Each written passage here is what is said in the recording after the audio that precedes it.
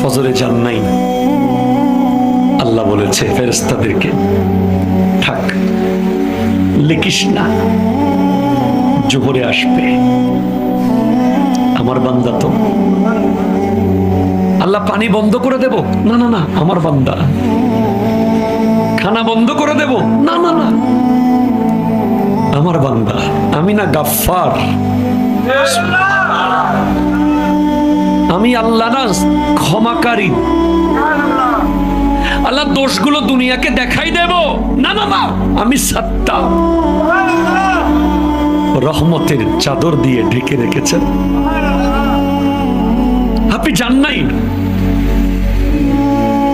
আপনাকে হাইয়া আলাস সালাহ বলার পর আবার হাইয়া আলাল ফালাহ বলেছেন। হাইয়া আলাস সালাহ বললে হতো, ফালাহ কেন বললো? আরে তোর লাভের জন্য আয়।